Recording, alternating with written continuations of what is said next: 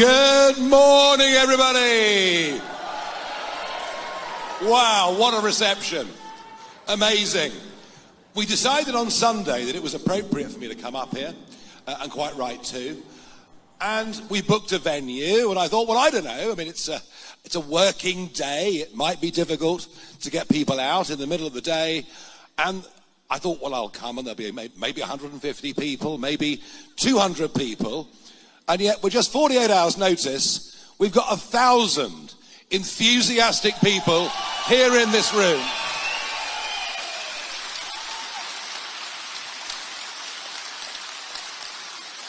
And I tell you what, if we had a couple of weeks to plan it, I can't imagine how big a crowd we could get in this part of the country. We will be doing a national event that'll take place this Sunday at midday at the NEC in Birmingham, and I fully expect it to be the biggest active political meeting that this country would have seen in modern times. I really do.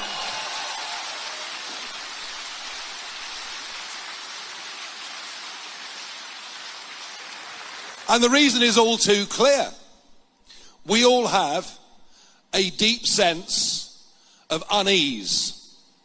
Something is going very, very wrong with the country that we're part of, with the country that we believe in, with the country we want our kids and grandkids to grow up in. We have spent time indoctrinating a younger generation that everything about our past is wrong. We've been poisoning the minds of our young people. That, I think, is absolutely appalling. I want them to learn that whilst not everything in our history is perfect, actually, there is no country in the world with a better past than us, and we should be proud of those that went before us.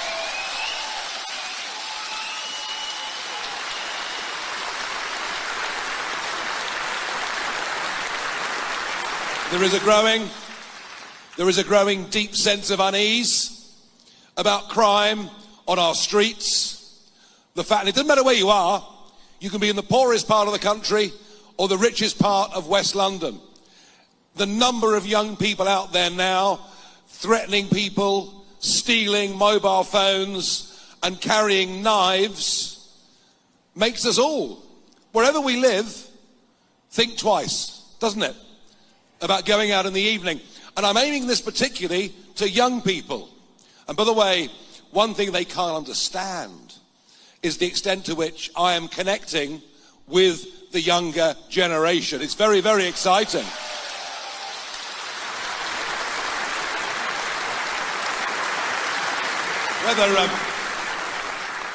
Whether that's a result of having snakes crawling all over me in the jungle or not, I don't know.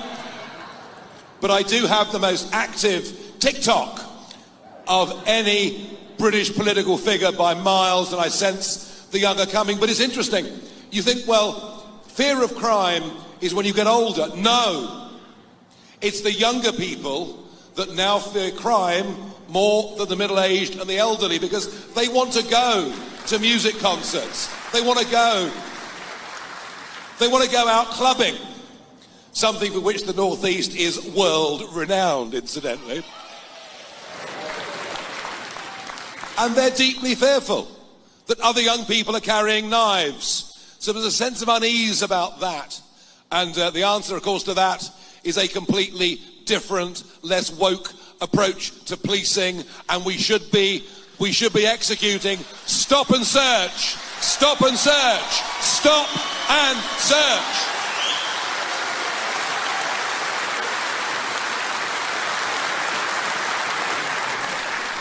And perhaps there's an even deeper sense of unease about what is happening in our communities.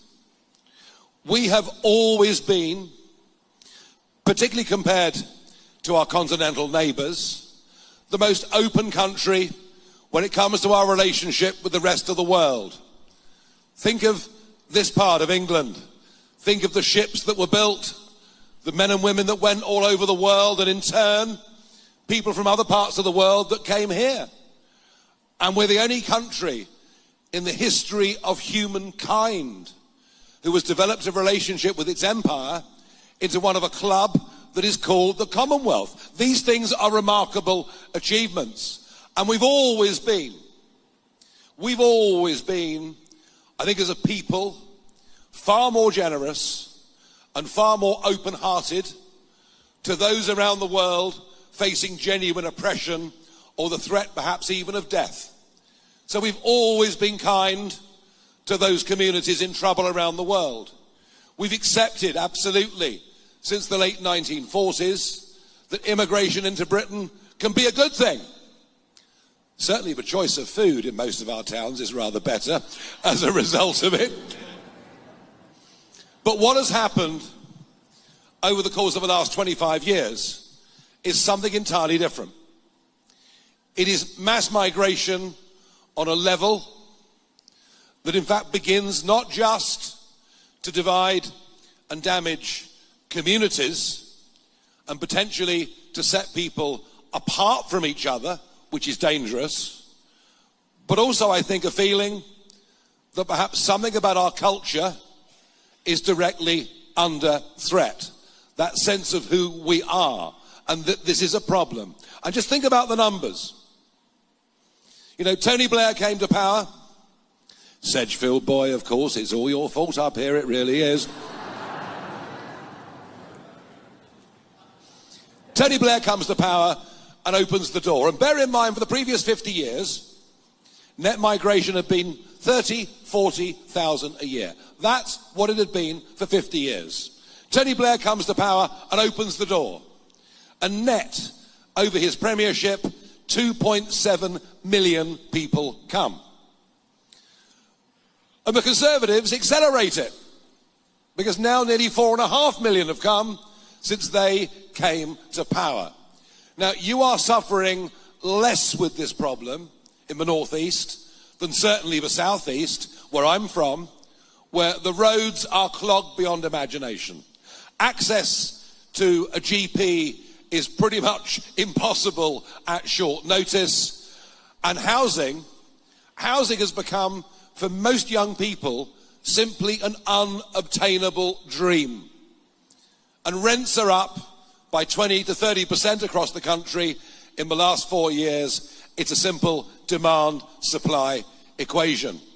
And that's why I've said from the start, this really should be the immigration election.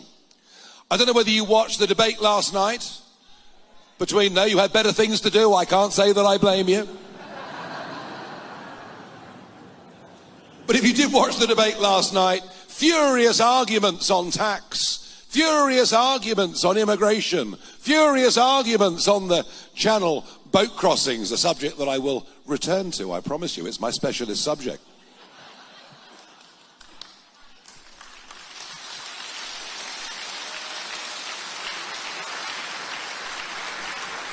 Furious arguments between them, and yet, in policy terms, there isn't really much to choose. In fact, the more they argued, the more they seemed the same. Has your phone stopped ringing? I'm so sorry to inconvenience you, I really, really am. Don't worry about it, I don't mean it. And so, we have a sense things are going wrong. And by the way, if you're self-employed out there or running a small limited company, you know what I'm about to say, that neither front bench has any comprehension of who you are or what you do. None.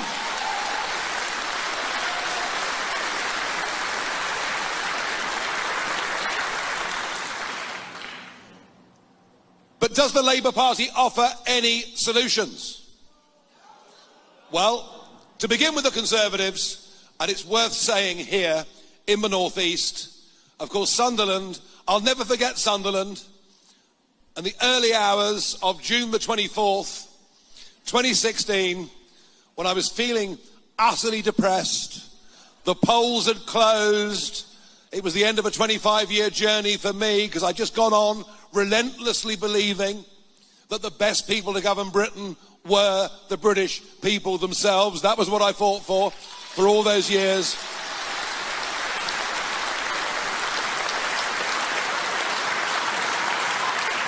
And I was feeling really depressed. The polls had closed, there was nothing more I could do, and then up came the Sunderland result. And we realised then that we could win. And I've been back in Sunderland many times since, but I was here in 2019 when Theresa May was messing around, not keeping her promise, and we launched the March to Leave. And they marched from Sunderland to London to get into Parliament Square, and it was the day after that that I launched the Brexit Party. And I was in this very hall in 2019 with the redoubtable Anne Widdecombe.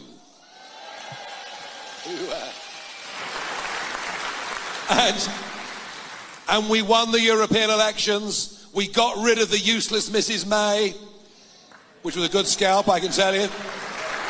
One of the most useless prime ministers of modern times, although there is fierce competition. But of all the regions of the United Kingdom, where did we get the highest result? Here in the northeast of England.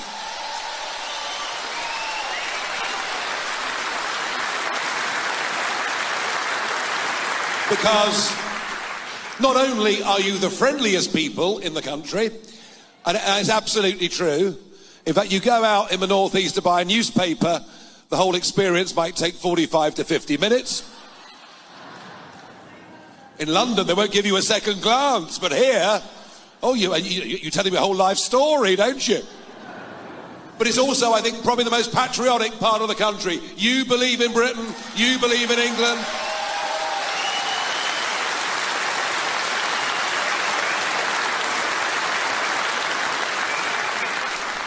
So when I very generously stood down against Boris Johnson and 320 seats, an announcement that I made in Hartlepool, and it gave Boris an open door and helped him get the biggest majority of modern times. But you all know we voted Brexit to take back control of our borders, to reduce the numbers of people coming into Britain. And frankly, what they've done is nothing less than a complete betrayal of the Brexit vote and of that vote in 2019.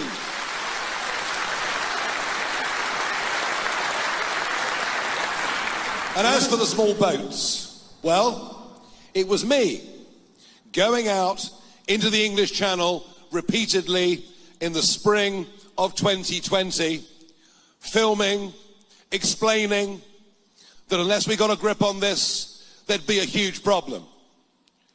And I dared to use a word so repulsive that it must never be repeated in polite society. A word so awful that I'm to be a pariah for the rest of my life. I dared to say that I feared there would be an invasion of small boats across the English Channel. Well, now, 4,000 boats and 128,000 people later, if it's not an invasion, what the hell is it?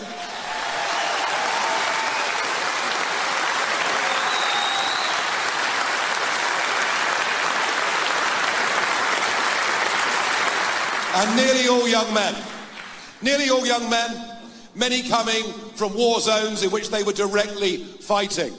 Many coming from countries where gang culture is the norm. Many coming from countries that are rife with terrorism. And most coming from countries in which women are not even treated as second-class citizens.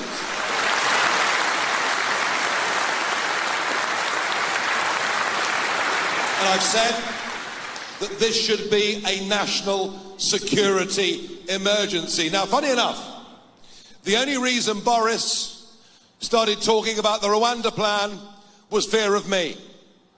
And the same goes now for Sunak. He says the planes would have gone to Rwanda in July.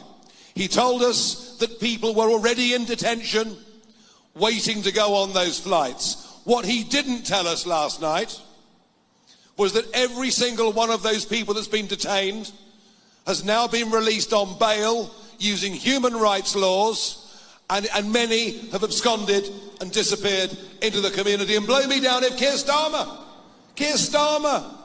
in one of those rare moments last week when he appeared to be awake,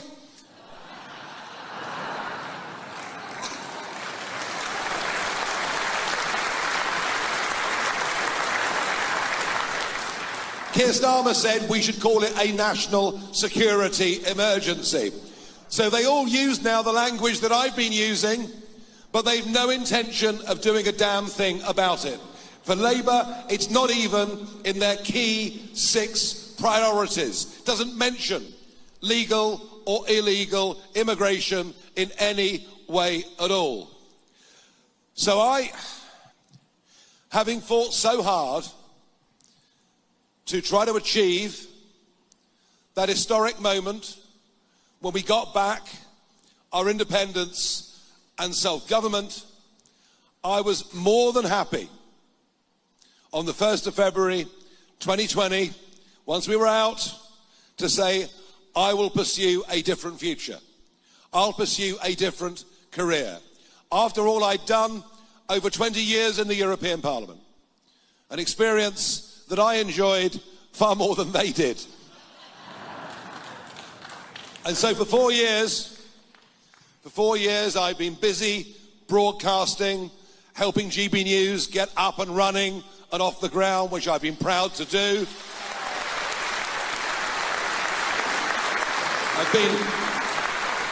I've been much in demand in America, speaking at universities and all sorts of business events. And life's been really good. Life has been really good. I've not had the abuse. I've not had the pressure. I've not had the 18, 20-hour days. And I've earned good money. And guess what?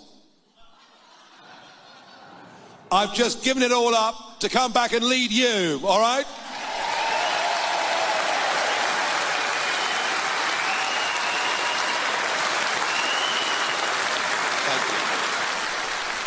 Thank you.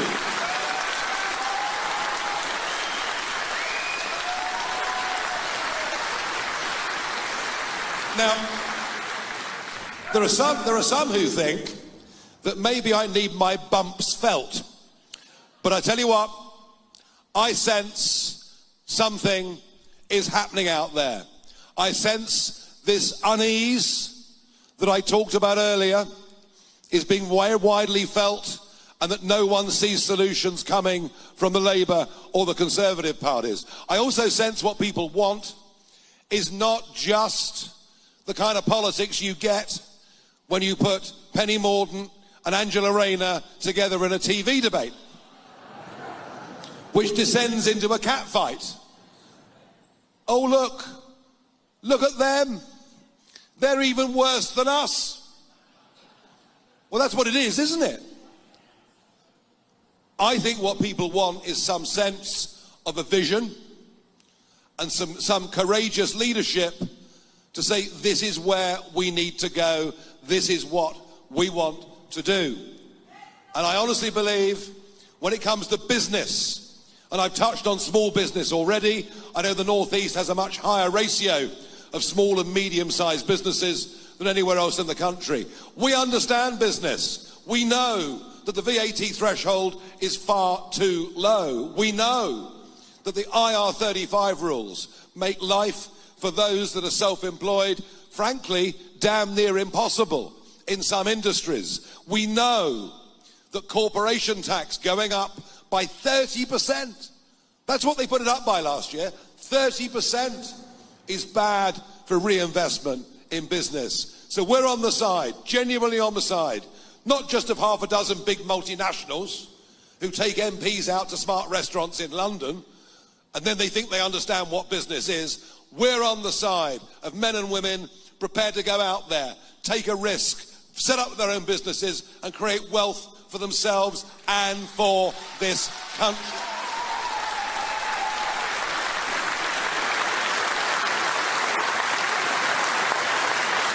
And talking of business,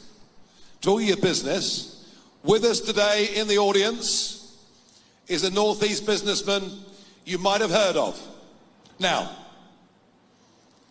all of you here who support Sunderland Football Club, yeah, I know, calm down. I'm going to ask you to put football rivalries aside for a moment. I'm delighted that joining us today, supporting us, giving us a donation after decades of publicly supporting the Conservatives, somebody who's been a phenomenal, amazing success story, indeed role model for people in the North East. With us today, supporting us, with us now, is Sir John Hall. Thank you.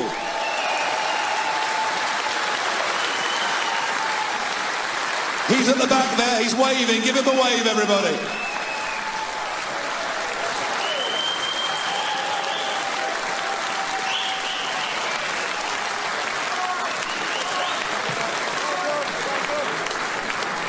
John, thank you for coming out so publicly for us, and I promise you, this is the first time ever that a crowd in Sunderland have stood up and cheered you, and it's a very appropriate moment.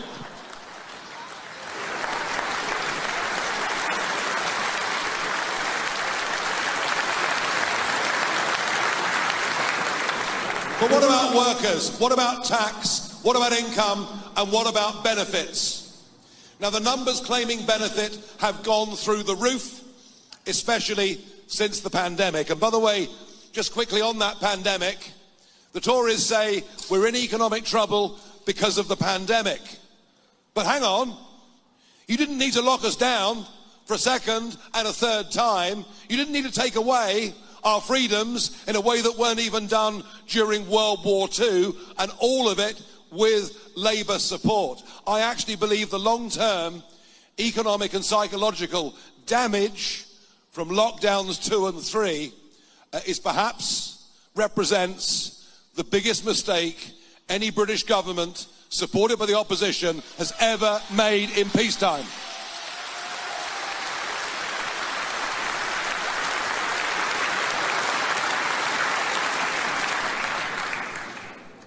I don't know about the Downing Street parties. I treated those last 2 lockdowns, I must be honest, with total contempt. No, I'm sorry. I just thought government's gone way, way too far. Way, way too far. But on tax, back to tax. This is our big, bold proposal. Yes, there are many that have gone on to benefits that should not be on benefits. The idea that on a Zoom consultation, you say, "Hi, Doc, not feeling too good today, little bit depressed. Oh, well, you better go on the unemployment register as disabled." I'm sorry, this approach is wrong, and it's psychologically even more damaging for most of those who have something of a problem already. And by the way, I'm not talking about those that are severely mentally disabled. I'm not talking about those severely physically disabled. We are a civilized society. We will always help and carry our weakest. Always.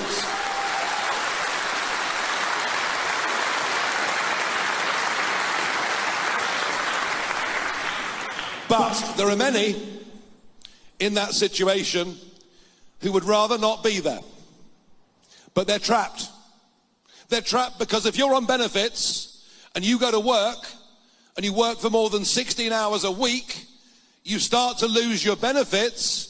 You're therefore better off not working. You're better off staying on benefits. What kind of lunacy is that? So positive solutions. Raise the level at which people start paying tax to £20,000 a year.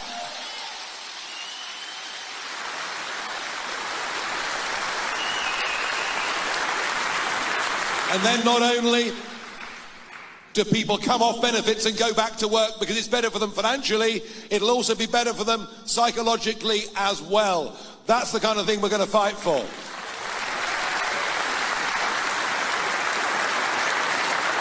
We're going to fight for our schools and our universities to go back to critical thinking, to make sure young people hear both sides of an argument, not a level of indoctrination.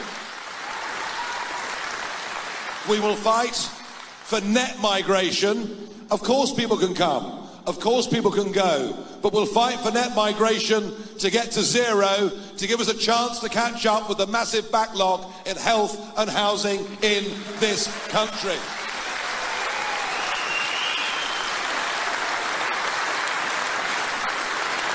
And we will fight to recognise the only way we're going to stop these young men crossing the English Channel in vast numbers is by leaving a court that has now gone way beyond its original purpose to leave the ECHR.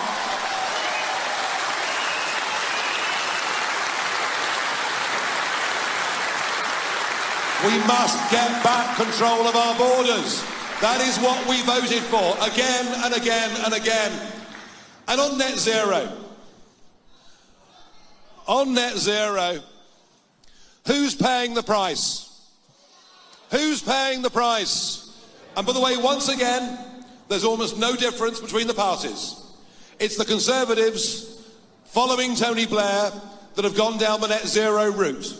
Legislation passed at the end of Mrs May's term with virtually no debate in Parliament whatsoever. It is the single most expensive piece of legislation ever passed outside of going to war. It was done, of course, with no opposition from Labour, because on the big stuff, they all agree on everything. Now look, we understand the world has a problem.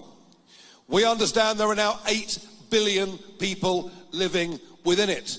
We understand that Indonesia alone has 250 gigantic coal-fired power stations.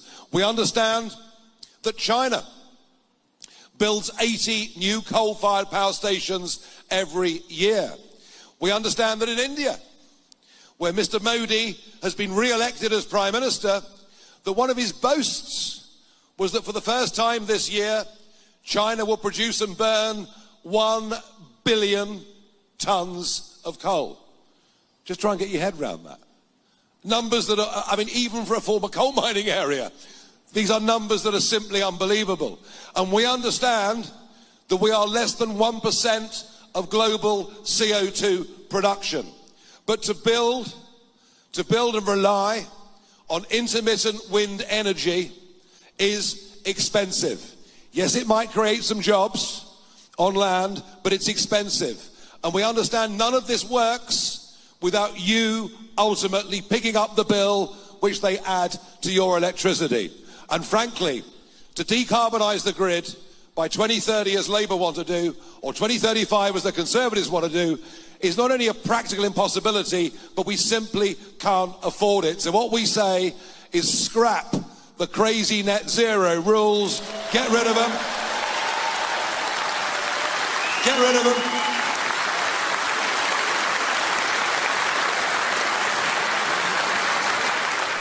And does that mean we're irresponsible? Well, look, what was the good?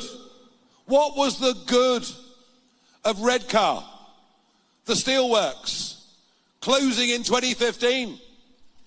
What was the good of that? Oh, government loved it. It meant our total CO2 emissions were down. But what happened to that plant? Do you know? It went to India.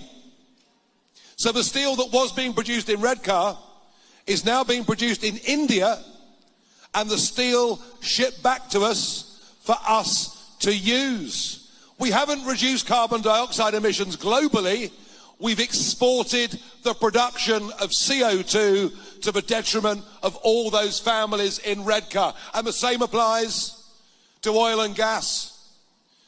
Rishi, oh, we as the Conservatives support the North Sea industry. No, you don't. You've put 75% super taxes, and Chevron have pulled out of the North Sea after 60 years. Even those that are most concerned about climate change accept we'll be using oil and gas up until 2050. So we say, let's make our own steel, let's produce our own gas, let's produce our own oil, let's give people jobs.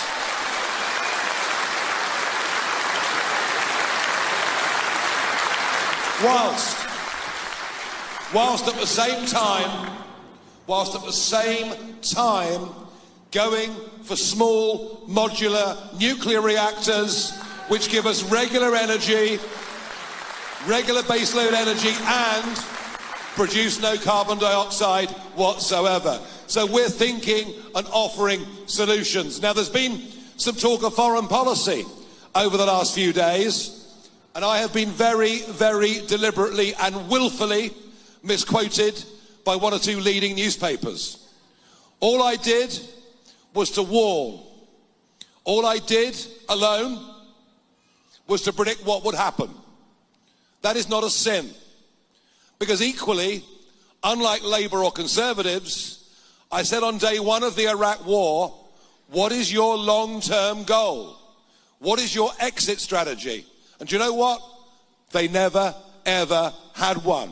And on Libya, in 2012, when Cameron decides to go to war against Libya, with full support from the Labour Party, I was the one saying this is madness, total madness. And you know, before the Libyan war, ISIS didn't even exist. We helped create ISIS. We are absolutely idiotic when it comes to these things. And there were no small boats crossing the Mediterranean before the Libyan war with the knock-on here. Our foreign policy, not even to mention the appeasement of Iran, who fund Hamas, Hezbollah and the Houthis and so much of what is going wrong in the Middle East. I would put myself up on foreign policy against any of these people. I have got the track record of being right.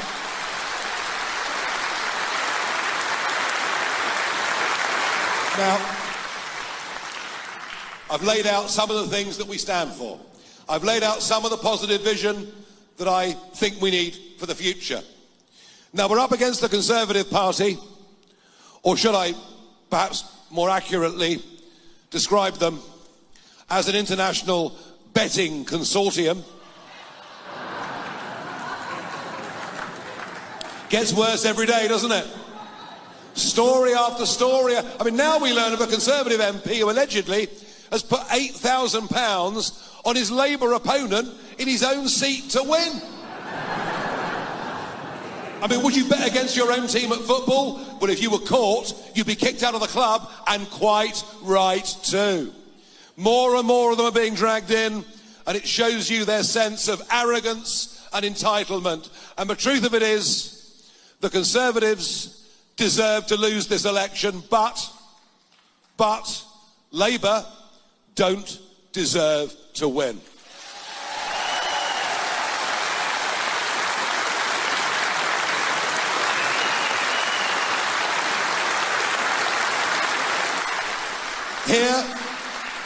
Here in the northeast, and in particular in Sunderland, as we heard earlier, in this part of this country, Reform UK is now second to Labour in every single constituency, with the Conservatives trailing in third.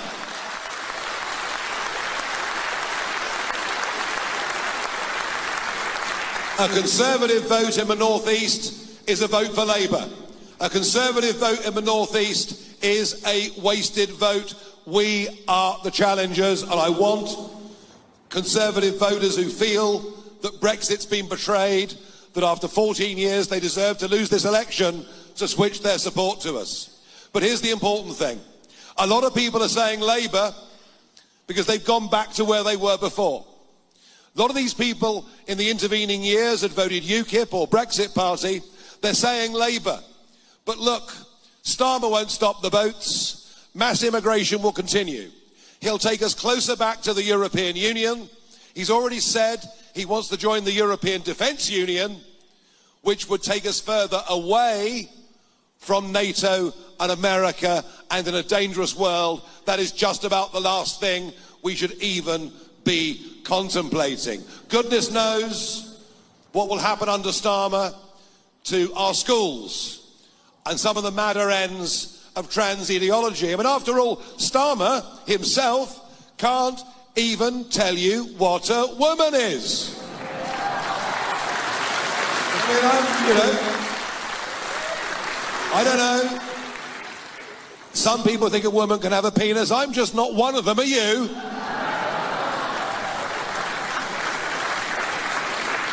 Your vote isn't going to change this result. We know the result already. Labour have won.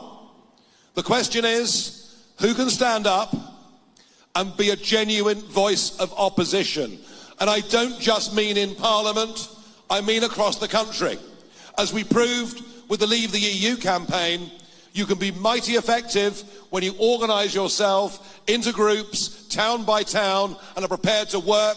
And I called it the People's Army, and we beat the establishment. Well, we now face an even bigger and tougher job. Be in no doubt, every single vote for reform and every single elected reform member is going to be the voice of opposition for the next 5 years. And I urge people,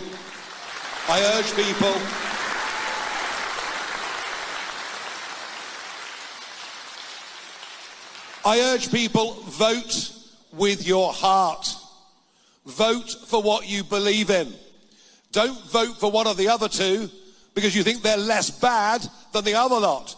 Do something positive. And with me, you'll get a leader, whether you like me or not, you'll get a leader who is consistent, a leader who doesn't change, a leader who's got principles, a leader who is unafraid to tell the truth, even if it's unpopular at a certain moment in time.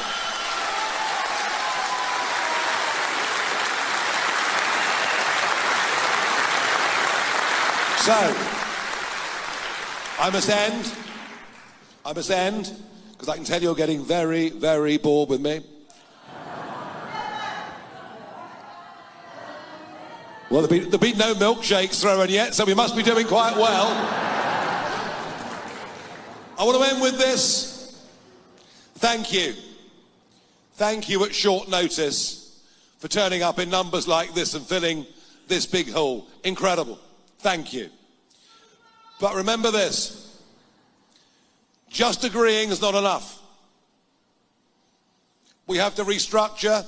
We have to build an organisation across this country that has branches and has roots. We have to mobilise. We have to organise. Once we've done that, we'll be able to energise. I know there is a silent majority of people out there that in their hearts feel the same way as we do. This is but the first step of a very big and a very important journey. And I'd say to all of you, please, don't just agree, join us, help us, spread the message, do what you can, and thank you for this amazing reception here in the North East today. I'll be back with you in a few months' time. Thank you very, very much indeed, everybody. Thank you.